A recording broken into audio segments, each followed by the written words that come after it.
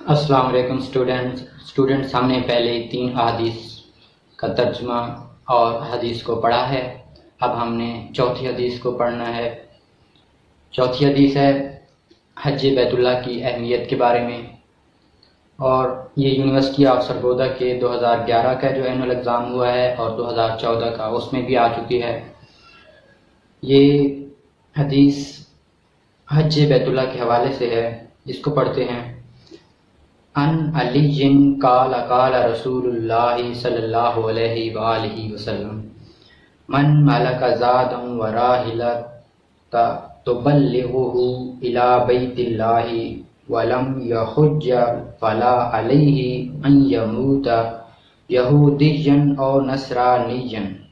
وذلک ان اللہ یقول فی کتابہ وللہ علی الناس حج البیت من استطاع الیہ سبیلا.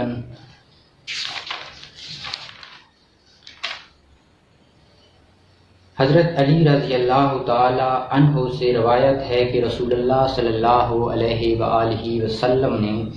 فرمایا، جس شخص کے پاس سامان سفر اور سواری موجود ہو جو اسے اللہ کے گھر تک پہنچائے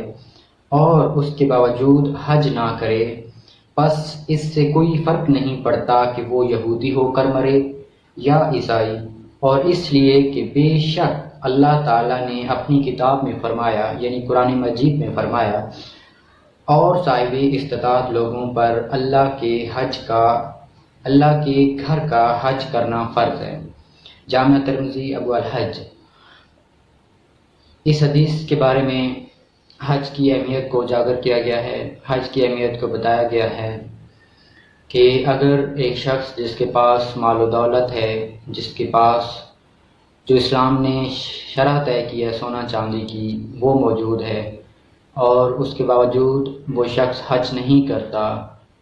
اور اپنا جو مال و دولت ہے وہ فضول کاموں میں خرچ کرتا ہے،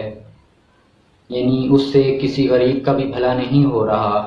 کسی اچھے کام میں وہ پیسے یا نیک کام میں وہ نہیں جا رہے، اس کا مال و دولت خرچ نہیں ہو رہا، تو اس سے پھر کوئی فرق نہیں پڑتا کہ وہ شخص یہودی ہو کر مرے یا نصرانی ہو کر مرے. بظاہر وہ بے شک مسلمان ہے، بے شک وہ نمازیں ادا کرتا ہے، روزے رکھتا ہے، لیکن اگر مال و دولت اس کا فضول کاموں میں خرچ ہوتا ہے، حج نہیں کرتا، تو حدیث مبارکہ میں یہ بات واضح طور پر بتا دی گئی ہے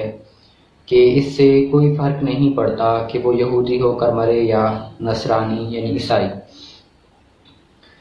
اور یہ صرف حدیث میں نہیں بلکہ حدیث میں ہی یہ بتا دیا گیا ہے کہ اللہ پاک نے اپنی کتاب میں فرمایا ہے کہ صاحب استطاعت لوگوں پر اللہ کے گھر کا حج کرنا